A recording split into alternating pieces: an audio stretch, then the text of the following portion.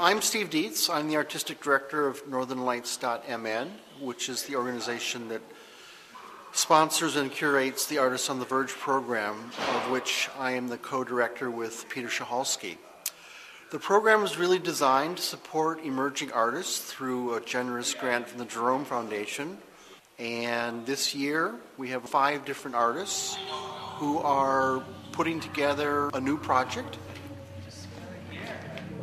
Obviously, that line comes down too. And then you've got, there are any number of little holes all over that,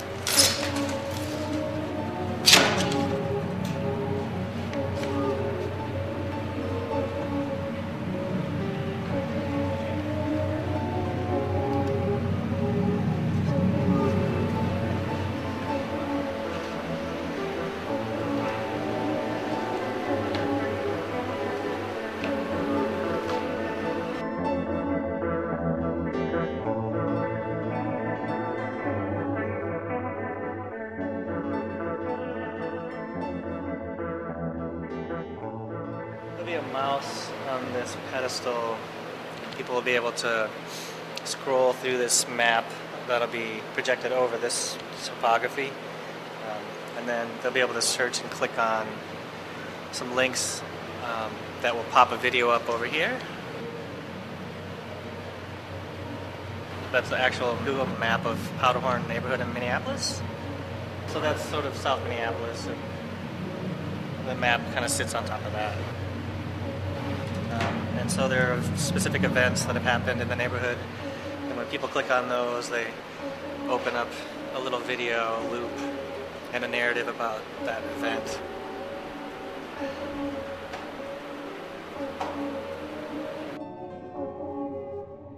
There's a hand-painted overlay in Google Maps, and I'm inviting people that live in Powderhorn neighborhood to come and actually take one for free.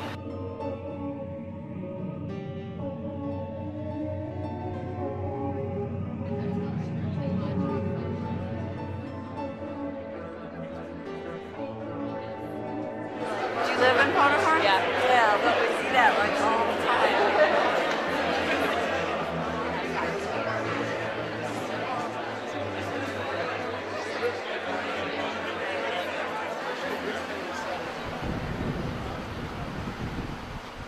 It's a video game. It'll be a large screen, and it's a 2-player game, and it's used with Kinect, so you interact with your hands. And it's 2 city grids. They're separated by a river, and these kind of buildings and other urban components pop up into view, and the players have to swipe those to knock them either to their side or the other side. And there are other components to that, like bombs that you can blow up the other person's city with, things like that. The first person to complete their city is the winner of the game. And so the main way that this will work is there'll be the Kinect sensor pointing one direction at the players, and the projector pointing at the wall. So the Kinect actually identifies you as a person. So as soon as you're locked in, people can... How does it know that? It just takes the first person. So there's going to be a prompt on the screen that says, okay, player 1. Until it's reset. I'm waiting for player 1. And then they have to do this pose thing. And once they're locked in, so you're going to go first, and it's like 90-degree angles like this. And you'll see them pop up when you get it. You got it. There you are. It's kind of a commentary on urban planning, but it's humorous. It's not serious. It's basically two-player game. Each person has a kind of blank city grid that they need to fill up. Different building components come up, and they actually have to use their hands to slap those building components either to their city or the other person's city. So there's the kind of playful fighting that happens, the competition between these 2 cities, and the first person to complete their city is the winner of the game. What it's going to be is there's like 5 classifications of items that are going to go in your city, and they're like skyscrapers, famous ones, landmarks, and then there's sort of mid-rise apartment buildings and stuff like that, residential housing, and parks. So there's 5 of those, and they're in a different ratio. So there'll be a kind of like downtown section, and a little bit of like mid-rise apartment buildings, and then housing. Too tall.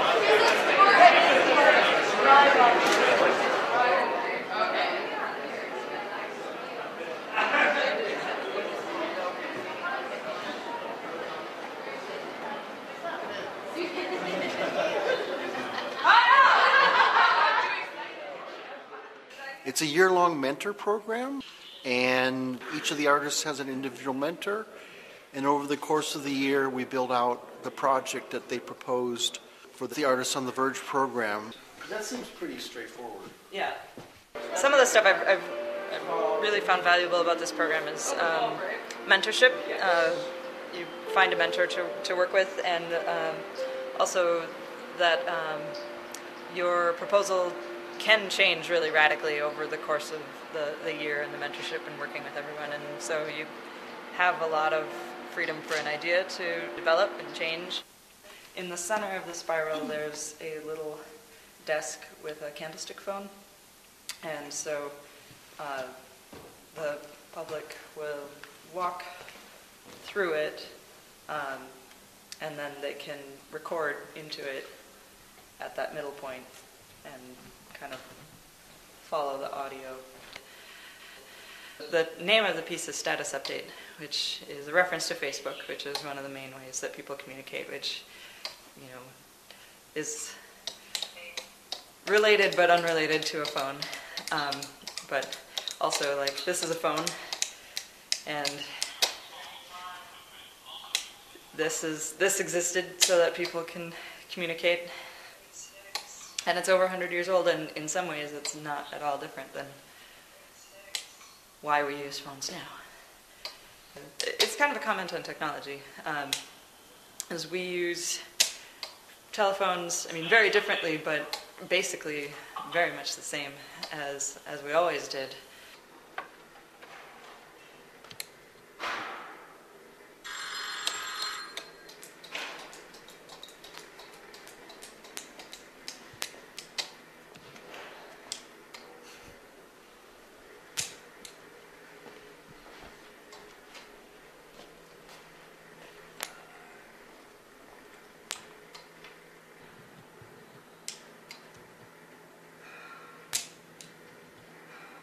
I'm a musician, and I use a laptop, and I actually sample myself while I play live, and then what I play live plays back, and I mix those things together.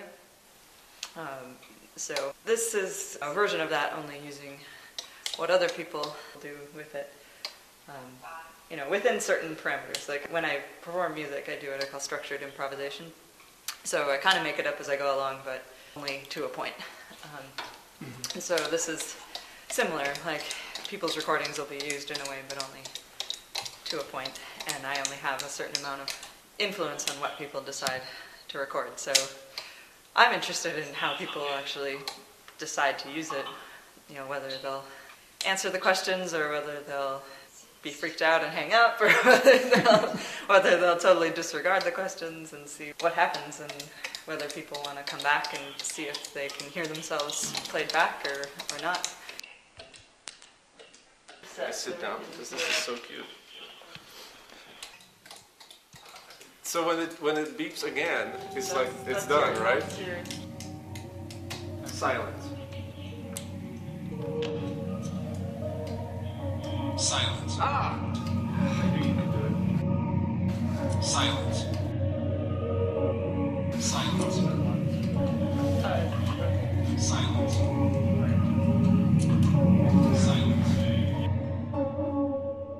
Silence. Awesome. Silence. Awesome. Silence. Awesome. Silence. Awesome. Silence. Awesome. Silence. Awesome. Silence. Awesome. Silence.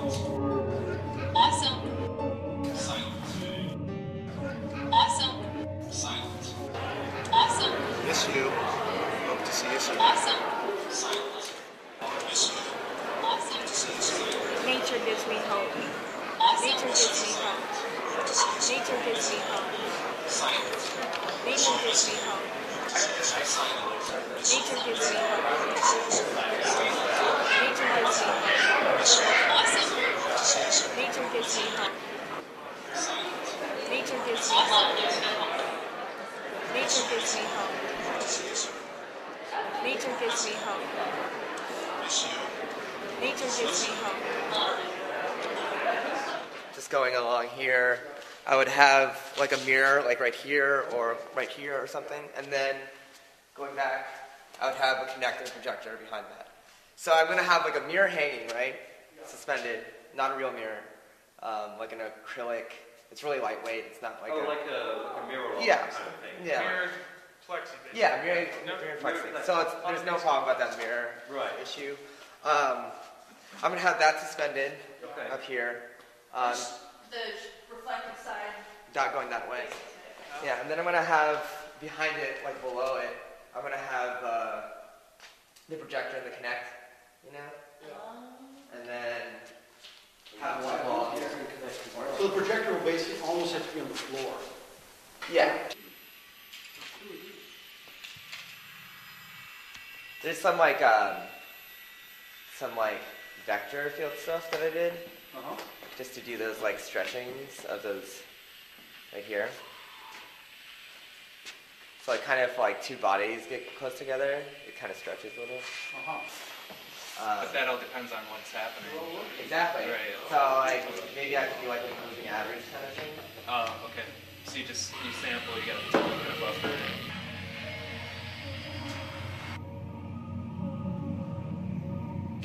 The program was designed to support emerging artists working at the intersection of art and digital culture. You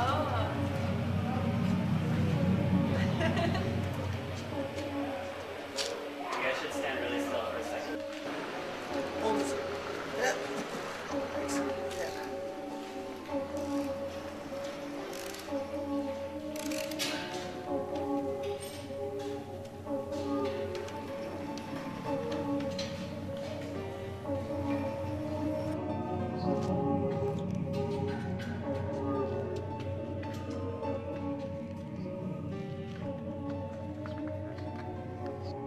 There's going to be a miniature stage. There's a circular table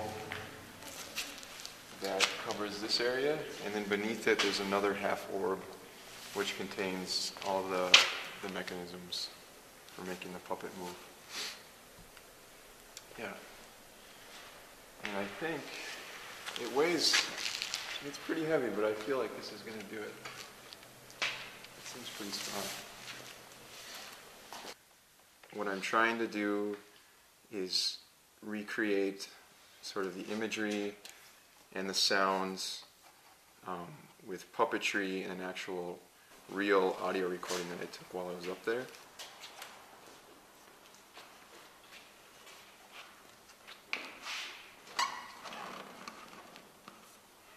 The miniature theater is actually pretty large. It's like going to be a 6-foot diameter circular table. Underneath there's this kind of trolley that rotates on an arm or pivots in the center of the table underneath. And this is a thing that will kind of pull the puppet along. There's magnets underneath it. And so these magnets go back and forth, and we can control like where it goes underneath the table, and so the puppet will move that way. And then there's another component, which is this portable projection in the likeness of a gun.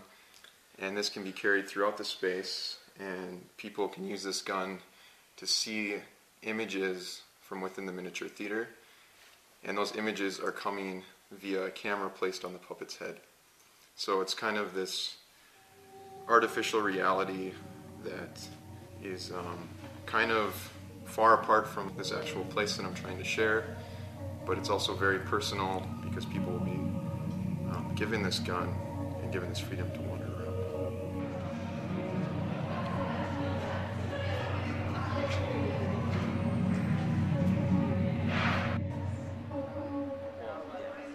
This is the third year that we have done the program, and this is the first time we've worked here at the soap factory, and it's turning out great. It's a perfect kind of location for doing whatever is necessary to get some exciting, interactive, experimental works done by emerging artists.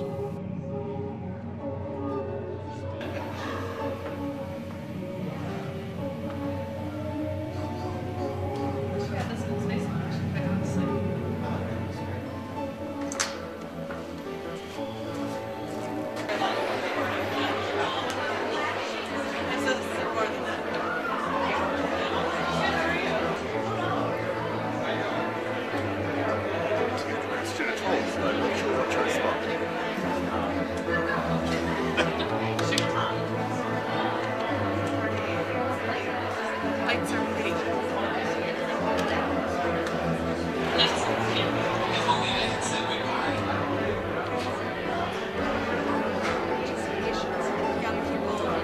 art.